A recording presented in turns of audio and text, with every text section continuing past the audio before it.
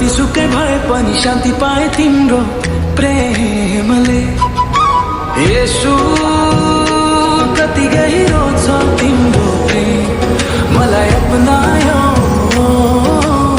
क्षमा गर्यो।